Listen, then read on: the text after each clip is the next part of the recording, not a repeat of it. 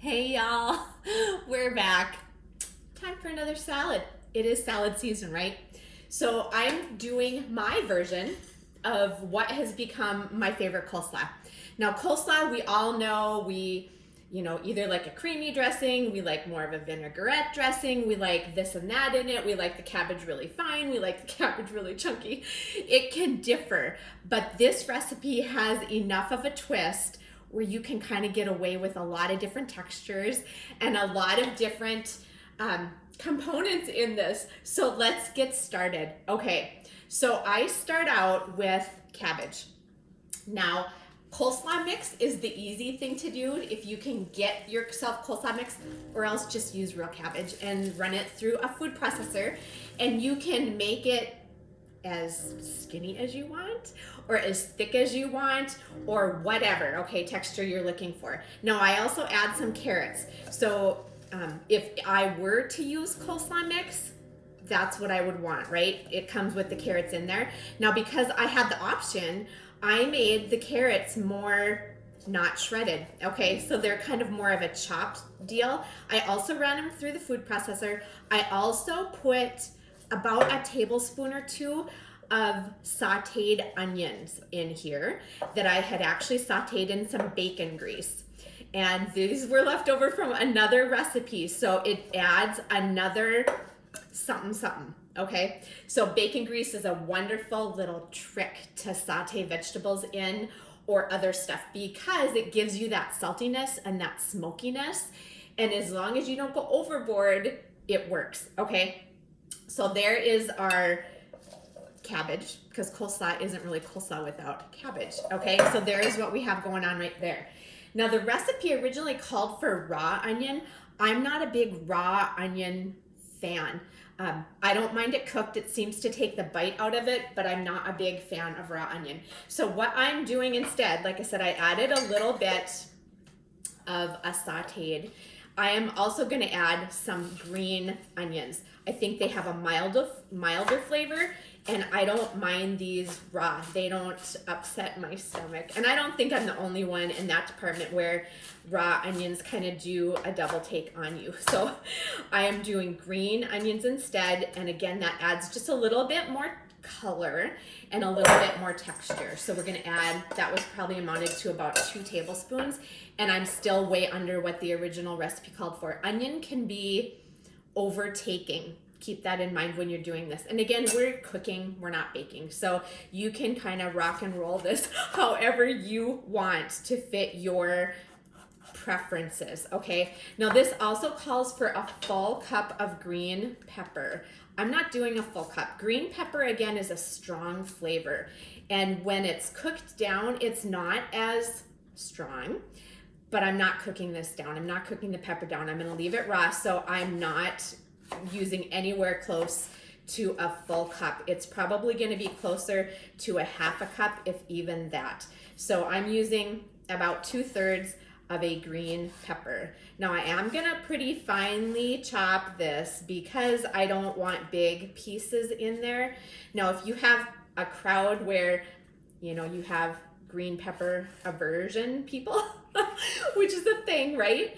You may want to leave them in a bigger chunk because some people will pick them out. So again, this is up to you how you want to deal with this. And of course, you could roast off this vegetable too, which is going to give it a much milder flavor. But for me, I do like a little bit of green pepper in there, just not a lot. Okay, so let's just finely dice this up.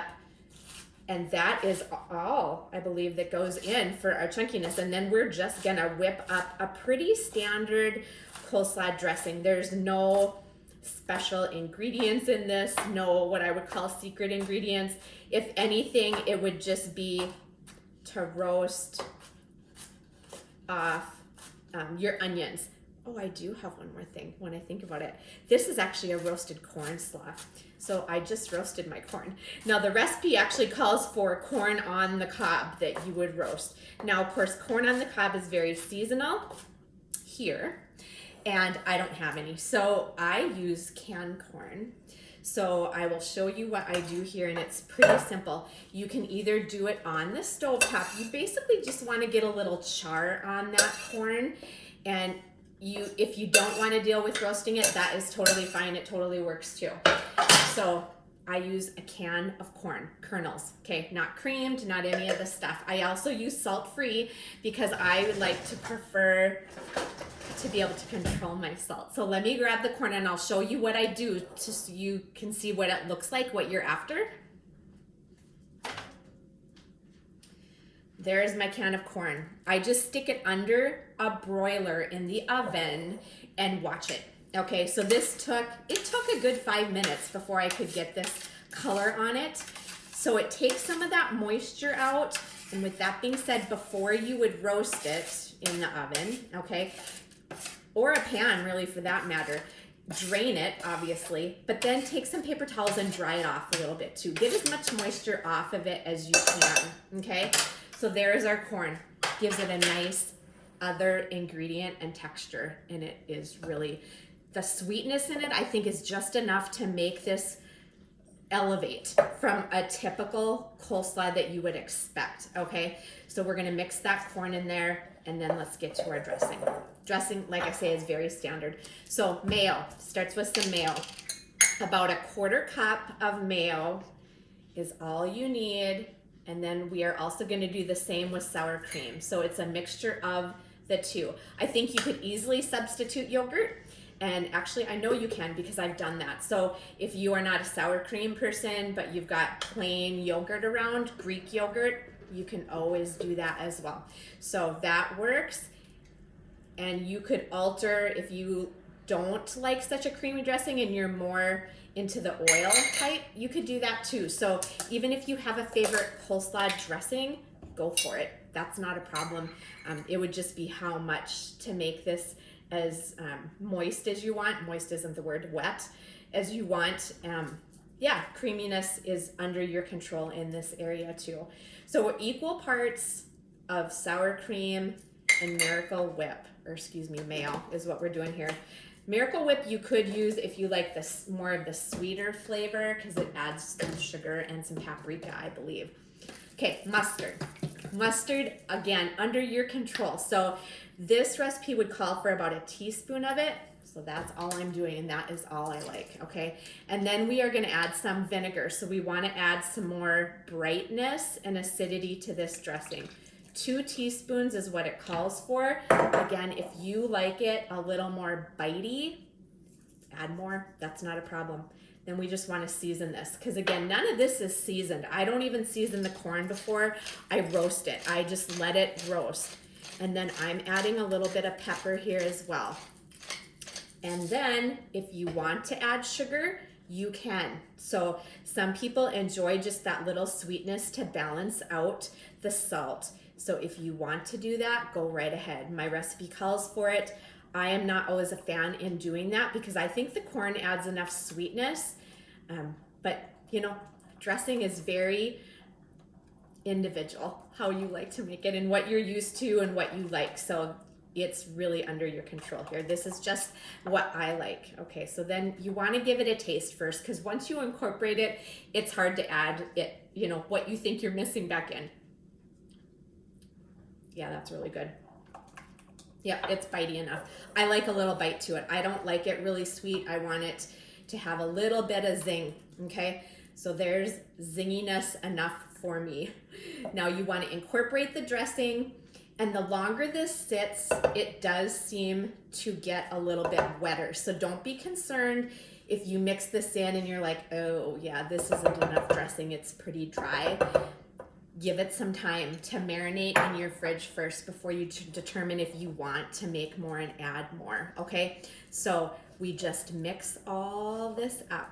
And then you do want to let it sit a good couple hours in your fridge to just meld those flavors and have, you know, I don't know if it starts taking some of the moisture out of the vegetables as you mix it, but it will get a little bit wetter the longer it sits, okay? So that is it. That is it, folks. It makes a beautiful summer dish. And again, you can be creative with this. You could add a couple chugs of the Tabasco sauce to this and make it hotter, a little spicier. I would recommend not going overboard on anything, okay? So just let the roasted corn kind of be your difference and work with it. It is really a delicious slaw. This is one that the first time I made it, I had brought it to work when we brought in lunch at work, and it's been a hit ever since. So I've made it for many functions. It's just different enough, and it is beautiful. It's a wonderful recipe. So I hope you give this a try. Let me know what you think. Let me know what you do in your coleslaw dressing, right? It's really an individual thing, kind of like baked beans, right? Everybody's got their favorite baked beans and what they do, but it doesn't mean you can't try something new. So I hope you give this a try. I hope you have something great planned on your agenda today, and I hope you have something wonderful planned on your menu. All right, have a great day, everyone, and thanks for tuning in.